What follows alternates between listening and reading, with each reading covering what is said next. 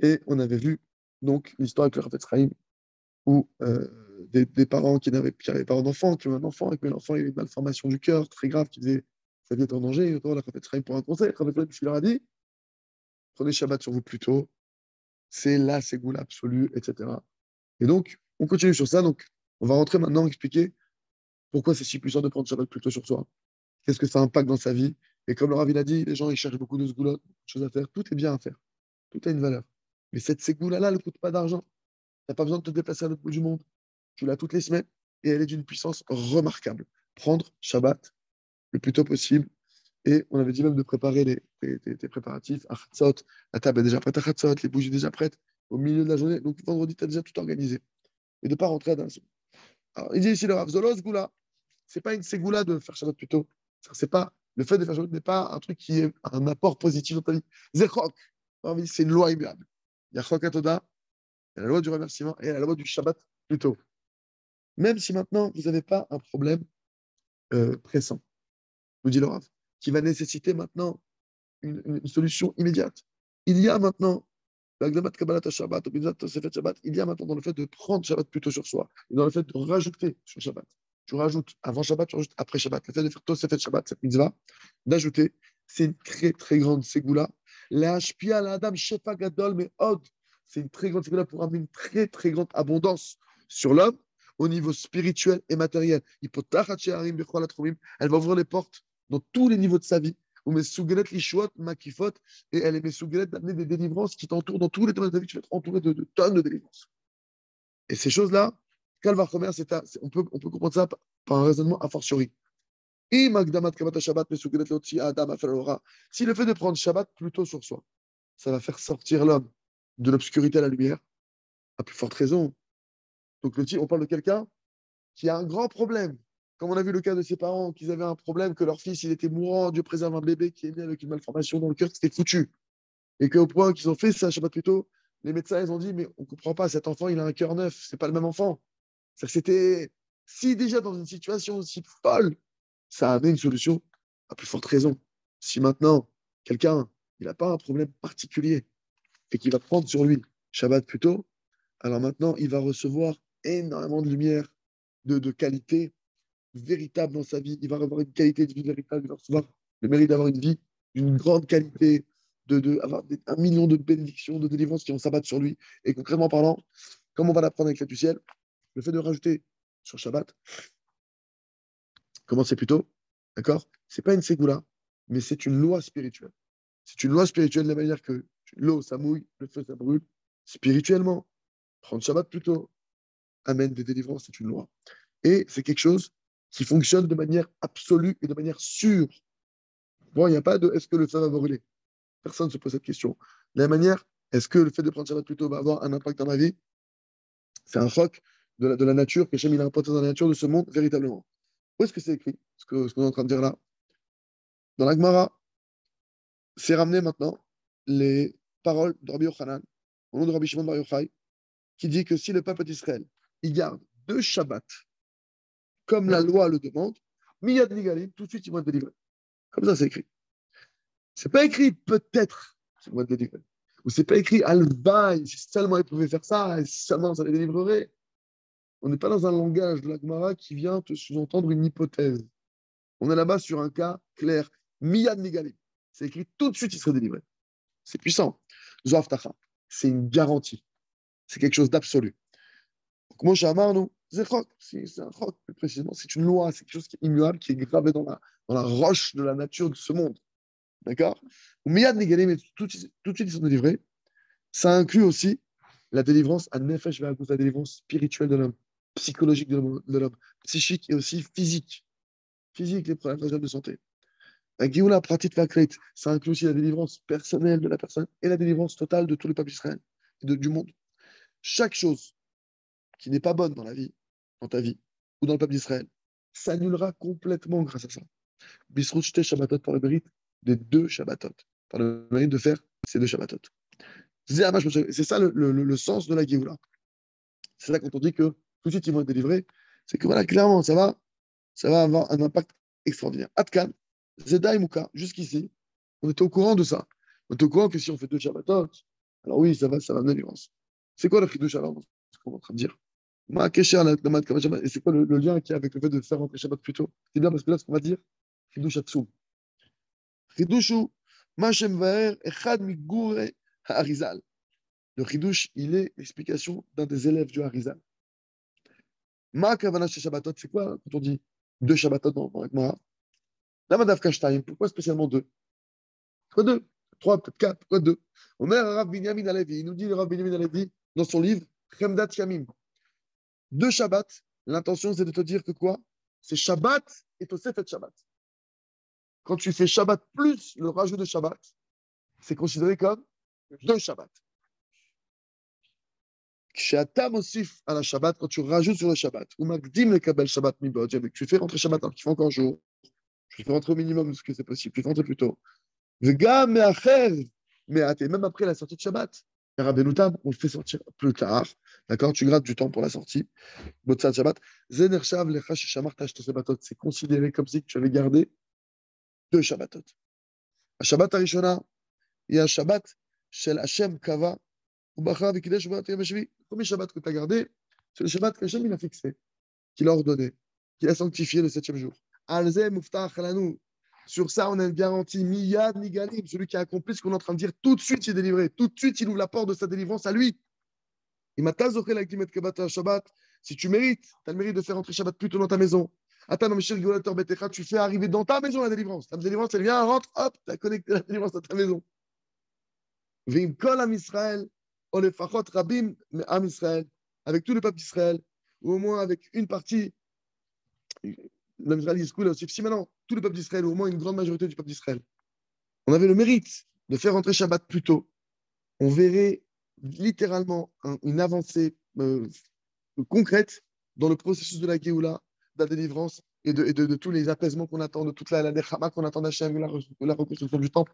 Si tous les peuples d'Israël ils se mettaient véritablement devant cette Shabbat et à prendre sur lui ça, on accélérait la Géoula de manière sûre. Je ne parle même pas de notre Géoula perso, c'est même au niveau Klali. D'accord? Donc là, vous comprenez, c'est ce genre de message qu'il faut, oui, diffuser un maximum.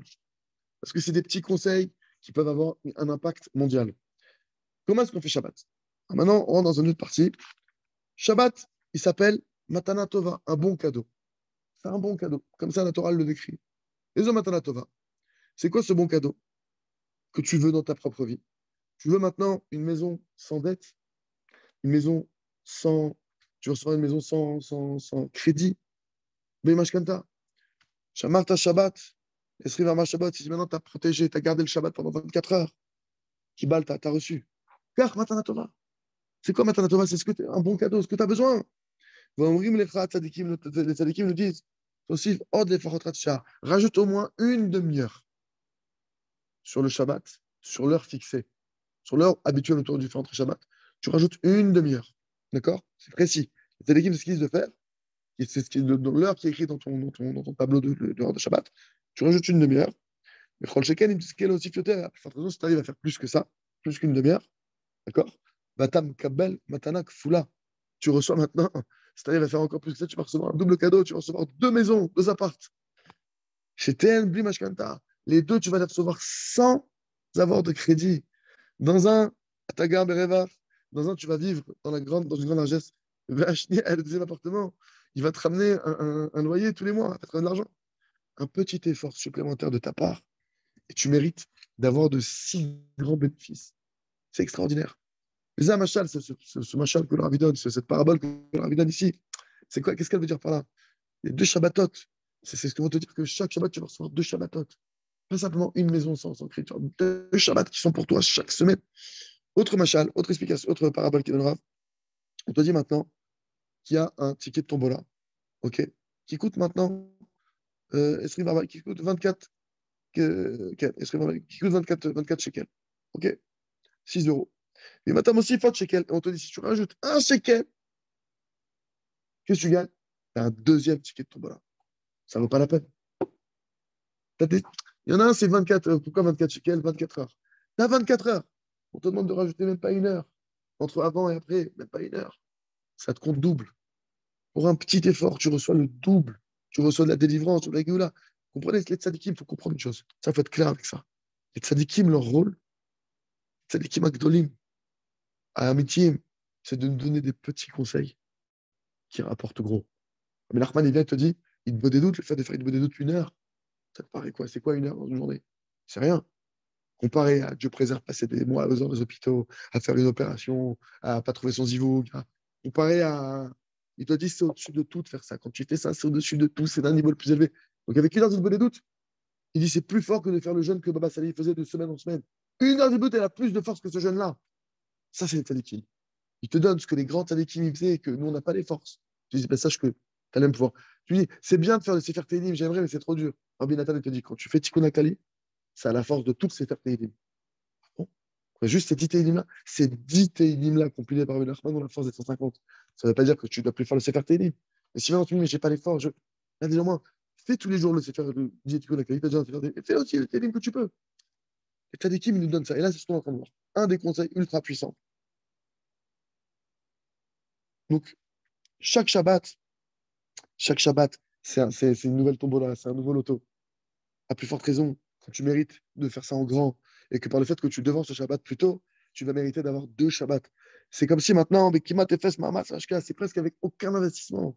Une demi-heure avant, un peu après, c'est concrètement parlant, qu'est-ce qu'on t'a demandé en plus? Je t'ai pas dit fais une journée de plus. Je t'ai pas dit ne vis plus. Je t'ai pas dit travaille plus. On t'a dit rajoute quelques minutes avant, quelques minutes après, ça sort. Et précisément pour les balais de Chouva, il nous dit, c'est le Rav, que dans leurs grandes erreurs, et sans le savoir, ils ont transgressé, ils ont profané le Shabbat dans leur passé.